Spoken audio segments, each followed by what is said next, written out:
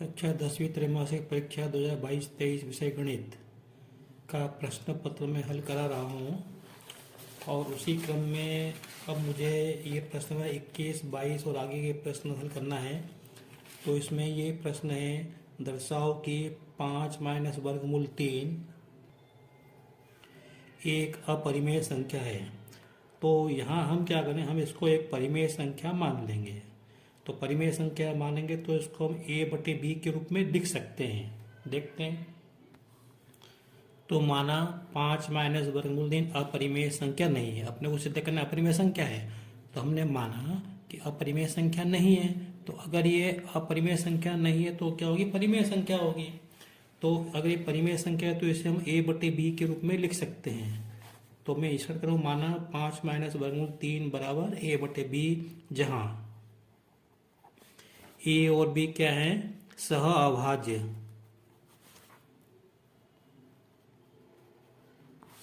है, और b not equal to 0 है। ये b 0 के इक्वल नहीं है। तो अब देखो, ये 5 तो परिमेय संख्या है, वर्गमूल 3 अपरिमेय संख्या है, और a/b क्या है, अपरिमेय संख्या है। तो हमको सिद्ध करना है परिमेय संख्या माइनस अपरिमेय संख्या, ये अपरिमेय संख्या है। तो हम क्या करेंगे, हम इस 5 को उधर ले जाएंगे। माइनस वर्गमूल 3 बराबर a/b माइनस 5। अब देखो, यहाँ से आप माइनस हटा दो तो ये आएगा वर्गमूल 3 बराबर 5 माइनस a/b। अब देखो 5 क्या है, परिमेय संख्या है। 5 क्या है, परिमेय संख्या, और a/b भी क्या है, परिमेय संख्या है। तो परिमेय संख्या में से परिमेय संख्या घटाएंगे तो हमें परिमेय संख्या मिलती है। लेकिन ये अपरिमेय संख्या है, तो ये तो इसके स्थान पर लिख दो अपरिमेय संख्या, और ये होगी परिमेय संख्या। तो ये तो असंभव है, यह असंभव है ना। तो ऐसा क्यों हुआ, ये इसलिए हुआ कि हमने ये माना कि ये परिमेय संख्या है। ये परिमेय संख्या, तो हमारी जो कल्पना है कि अपरिमेय संख्या ने, यह गलत है। तो सही क्या है, 5 माइनस वर्गमूल 3 अपरिमेय संख्या है। अर्थात हमने जो माना है कि 5 माइनस वर्गमूल 3 अपरिमेय नहीं है, गलत है। तो सही क्या है, सही ये है कि 5 माइनस वर्गमूल 3 अपरिमेय संख्या है, सत्य है। बस ये हमको सिद्ध करना था। अगला प्रश्न है, 510 और 92 के HCF और LCM निकालना है, और जांच करना है कि संख्याओं का गुणनफल, मतलब इन दोनों का गुणा बराबर HCF गुणा LCM। तो देखते हैं कैसे करना। सबसे पहले हम इन दोनों का HCF और LCM निकालेंगे गुणनखंड विधि से। तो देखो, पहले मैंने 510 के गुणनखंड किए। तो वैसे अमूमन पहले 2 का भाग देते हैं, तो मैंने यहाँ पे सीधे 3 का भाग दे दिया, क्योंकि 17 3 का भाग इसमें दे दिया तो 170 बढ़ जाएगा। और 170 में 17 का भाग दिया, 17 आ गया। और फिर 10 में 2 का भाग जाएगा तो 5 आएगा, इस तरह से। तो 510 के गुणनखंड क्या हो गए, 3 गुणा 17 गुणा 2 गुणा 5। मैंने इसको इस क्रम में लिख दिया। अब उसके बाद मैंने ये 92 के गुणनखंड ये किए यहाँ पे। तो ये आए 2 पे घात 2 गुणा 23। ठीक है। तो अब मैं क्या करूँगा, पहले HCF निकालूंगा। तो HCF क्या होता है, ऐसा कौन सा गुणनखंड है जो दोनों में सम्मिलित है। तो ये दोनों में सम्मिलित, दो में, लेकिन इसकी छोटी घातांक, 2 पे घात ये छोटी घातांक 1। तो ये HCF हो जाएगा। और फिर LCM क्या आएगा, LCM के लिए क्या करेंगे अपन यहाँ पे, कि ये जो पहले 2 आ रहा है ना, तो 2 इसमें भी है, तो 2 की बड़ी घात, फिर 3। अब 3 नहीं है इसमें, तो अपने को लेना है 3। 5 भी नहीं है, 5 लेना है। 17 नहीं है, 17 लेना है। और अपने को 23 भी लेना है। तो इस तरह से ये जो है इसका LCM हो गया। अब मैं इसका गुणा नहीं कर रहा हूँ, इसको ऐसे लिख के रख रहा हूँ मैं। तो अब अपने को मालूम है अब अपने को क्या करना है, अपने को सत्यापन करना है संख्याओं का गुणा। संख्याओं को क्या मानता है, A और B मानती है। ये A है, ये B। तो मैं पहले A गुणा B निकाल लेता हूँ। A गुणा B, A का मान कितना है 510, B का मान कितना है 92। मैं इसका गुणा करता हूँ, तो गुणा करने पर ये आएगा। चलो पहले दो का गुणा करते हैं 0, 2 एकम 2, 2 पंजे 10, फिर 9 का गुणा करता हूँ 0, 9 एकम 9, 9 पंजे 45, 0, 2, 9 और 46, 46,920। अब मैं इधर HCF और LCM को गुणा कर लेता हूँ, तो बराबर 2 गुणा 2 का वर्ग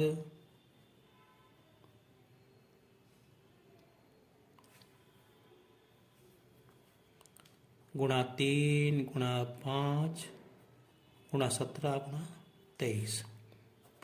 तो मैं कहता हूँ 2 का वर्ग 4, 4 दूनी 8, 8 3 24, 24 पंजे 120 गुणा और 17 गुणा 23, तो 17 3 51 की 1, हाथ सिलाई 5, 17 34 और 5 39।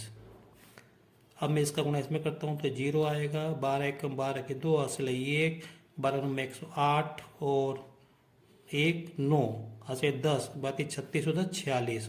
तो देखो A गुणा B का मान ये आ रहा है, SC गुणा LC का मान ये आ रहा है। इसका मतलब ये क्या है, A गुणा B बराबर SCA गुणा LCM। तो ये दो संख्याओं का गुणा बराबर उनका SCA गुणा LCM, ये हमको सिद्ध करना था। तो ये प्रश्न बच्चों इसको अपने को प्रतिस्थापन विधि से हल करना है। S माइनस टी बराबर 3, S बटे 3 माइनस टी बटे 2, इसमें चर क्या है S और T। तो मैं कर रहा हूँ ये पहला समीकरण हो गया, ये दूसरा समीकरण हो गया। यहाँ से मैंने S का मान निकाले, T को उधर लेके दो तो 3 प्लस T हो गया, तो ये समीकरण नंबर 3 हो गया। यहाँ से S का मान मैं समीकरण 2 में रखूंगा, समीकरण 2 ये रहा, कहाँ रखूंगा S का मान इसके स्थान पर रखूंगा। तो मैं लिखता हूँ यहाँ पे, तो क्या हो जाएगा 3 प्लस T, S का मान ये रहा बटे 3 माइनस ये ऐसे कैसे T बटे 2 बराबर 6। अब इसको हल करेंगे, तो इसको हल करेंगे तो लघुत्तम कितना आएगा 6 आएगा यहाँ से, और ये हो जाएगा इसका गुणा इसमें करेगा 2 तिया 6 प्लस 2T माइनस का गुणा इसमें 3T बराबर 6। तो ये हो जाएगा 6 का गुणा 6 में 36, तो 2T minus 3T minus T बराबर 36 माइनस 6 बराबर 30। तो अगर T बराबर आ गया -30, T का मान आ गया। अब ये T का मान समीकरण 3 में रख दो, समीकरण 3 में रखने पर ये रहा समीकरण 3, तो 3 प्लस 30, तो S बराबर 3 प्लस 30 बराबर 33। ये हमारा उत्तर हो गया फाइनल। S बराबर 33 और T बराबर कितना -30।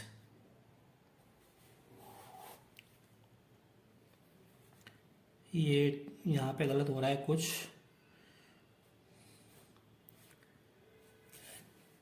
तीन प्लस -30, ठीक है। तो हो जाएगा 3 माइनस 30, 3 माइनस 3 क्या आएगा माइनस से 27 आएंगे, तो ये हो जाएगा 27। तो देखो यहाँ पे थोड़ा गलत होता है, ये -27 है, तो यह -27 आएगा और T बराबर -30। तो ये हमारा उत्तर हो गया। अब अगला प्रश्न देखते हैं बच्चों।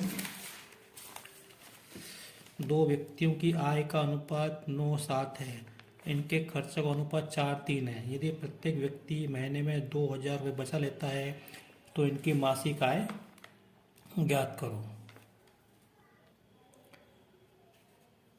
तो जैसा कि आपने जब भी अनुपात वाले सवाल किए होंगे तो वहाँ अपन संख्या 9x 7x इस तरह से अपन मान लेते हैं, ठीक है।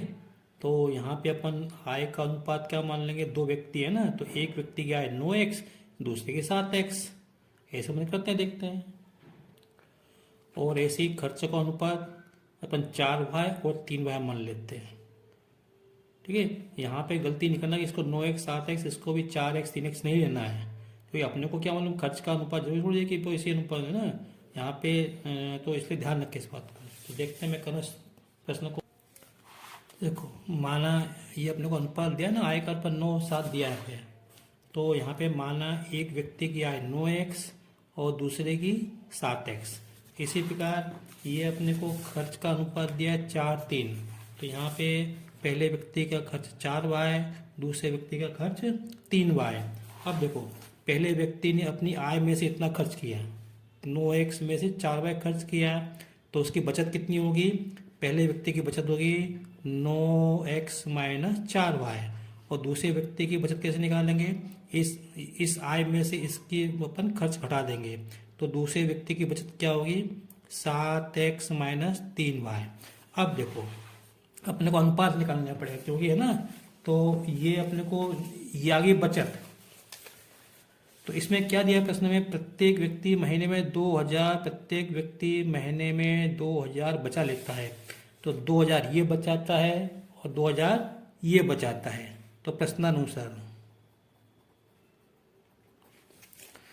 ये 9x माइनस 4y बराबर 2000 और 7x माइनस 3y बराबर 2000। अब इसको हल करना है। कैसे हल करेंगे? तो इसको अपन विलोपन विधि से हल करेंगे। तो इसको मैं नंबर 1 देता हूँ और इसको नंबर 2 देता हूँ। समीकरण 1 में करूँगा मैं 3 का गुणा, इसमें करूँगा 4 का गुणा, क्योंकि मैं 9 और 7 का भी गुणा कर सकता हूँ, लेकिन 3 और 4 का गुणा करने से आसान रहेगा। तो इसमें 3 का गुणा 3 9 27, 3 चौक 12, 2 3 6000। 4 का गुणा इसमें करूँ 4 से 28, 4 3 12, 4 2 8000, इस तरह से आएगा। तो यहाँ पर 27x माइनस 12y बराबर 6000। यहाँ पे 28x माइनस 12y बराबर 8000। तो अब y के गुणक बराबर हो गए, तो घटाने पर ये माइनस प्लस माइनस तो ये कट जाएंगे। 27 में से 28 जाएंगे तो माइनस का x, और 6000 में से 8000 जाएंगे तो ये आएंगे माइनस के 2000। तो x बराबर कितना आएगा? 2000। x अपन ने क्या मानी थी? पहले ये आया था। अब इसी बार हम y का मान निकालेंगे। x का मान यहाँ पे रख दो, इसमें रख दो, यहाँ पे पहले समीकरण में। ठीक है, तो 9 गुणा 2000 माइनस 4 भाई बराबर 2000। तो जाएगा 9 गुणा 2000 माइनस 4 भाई बराबर 2000। तो जाएगा माइनस 4 भाई बराबर 2000 माइनस 18000। तो 2000 में से 18 जाएंगे तो माइनस के 16000। तो माइनस में कट जाएगा, तो वाई बराबर आएगा 16000/4। तो 4000 आएगा, कटेगा तो 4000। तो क्या सवाल पूरा हो गया? अभी तो अपने एक्स और वाई के मान निकालने हैं, है ना। अपने को तो क्या पूछा उसने? मासिक आय। तो आय तो अपने ये है 9x और 7x। तो x का मान यहाँ पे रख देंगे अपन। तो एक व्यक्ति की आय 9x, तो 9 गुणा 2000 18,000, और दूसरे व्यक्ति की आय 7 गुणा 4000 28,000। तो इस तरह से ये हमारा फाइनल उत्तर क्या होगा? मतलब आय क्या होगी? 2000, 18,000 और 28,000 रुपये। ये हमारा उत्तर होगा। अब ये अपने को रैखिक समीकरण दिए, इसको अपने को विलोपन विधि से हल कर रहा हूँ। तो देखते हैं। तो विलोपन विधि से हल करने के लिए हमको ये समीकरण एक जैसे होने चाहिए। तो इधर बराबर 0, तो इसको अभी अपन बराबर 0 के रूप में बदल लेंगे। हम क्या करेंगे? 2 बार इधर ले जाएंगे और ये 7 भी इधर ले जाएंगे, तो इधर 0 बचेगा।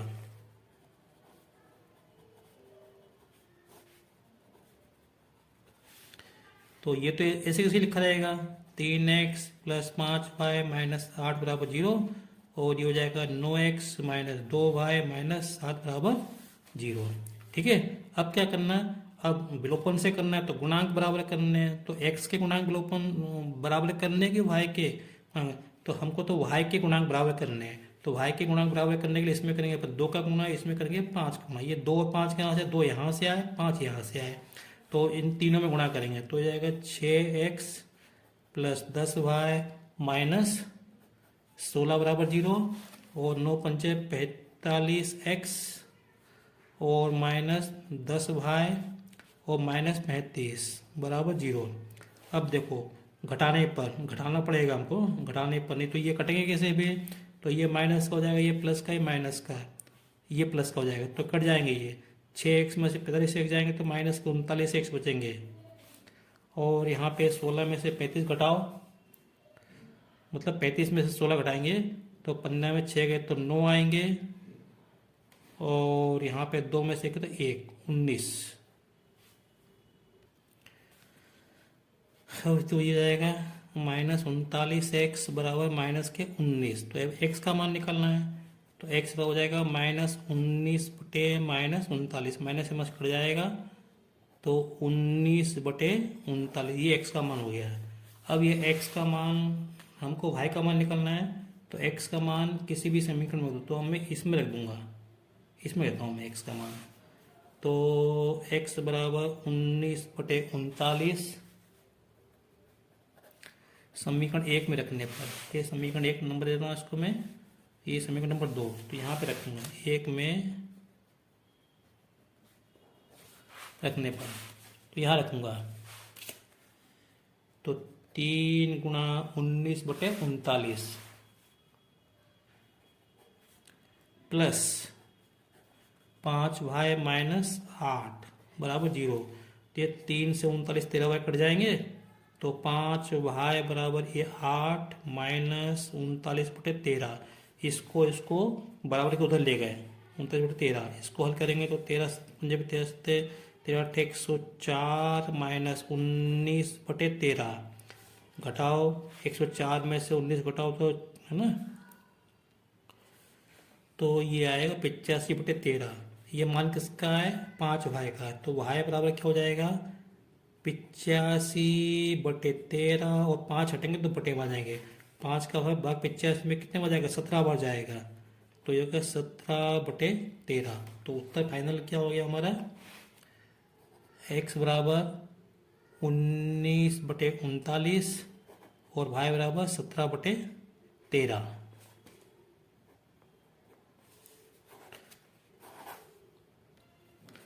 अब ये अंतिम प्रश्न कर रहे हैं, 2 अंकों की संख्या के अंकों का योग 9 है, इस संख्या का 9 गुना संख्या के अंकों को पलटने से बड़ी संख्या का 2 गुना है, वह संख्या ज्ञात करो। आपको मालूम होना चाहिए, इस तरह के सवालों को हल करने के लिए हम इकाई का अंक और दहाई का अंक मानते हैं।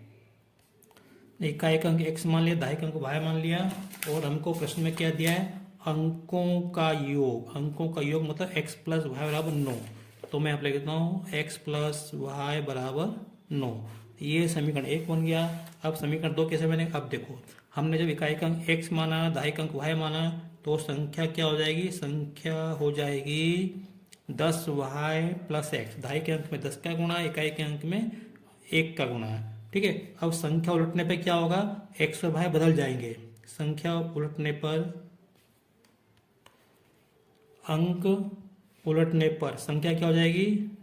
10x plus Y. अब एक संख्या ये है, एक संख्या ये है, तो क्या दे रहे हैं? इस संख्या का 9 गुना, किसका? इसका 9 गुना, और अंक उलटने से बनी संख्या का दुगुना, है ना। ये संख्या इसका 9 गुना और इसका दुगुना क्या है? बराबर है। इस संख्या का 9 गुना संख्या के अंकों को पलटने से बनी संख्या का 2 गुना है। इसका मतलब ये है 10y प्लस एक्स का 9 गुना और 10x प्लस वाई का दुगुना, ये बराबर है।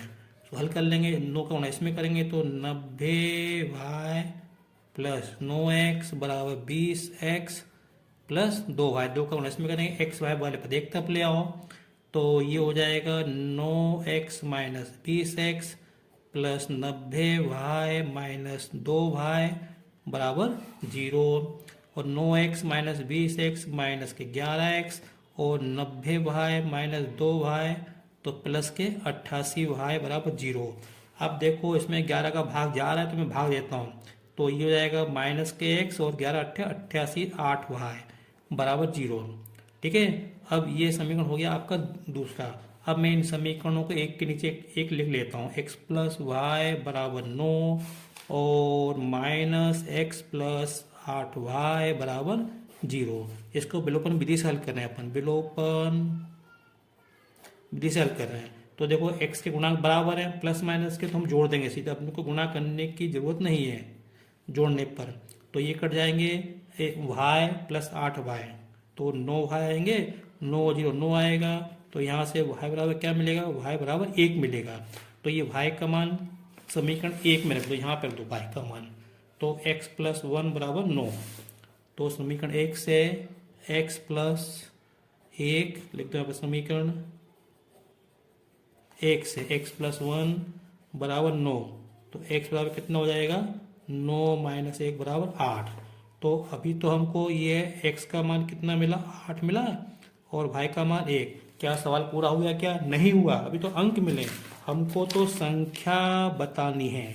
तो संख्या हमने क्या मानी थी, संख्या हमारी 10y प्लस x, या इकाई का अंक x, दहाई का अंक y।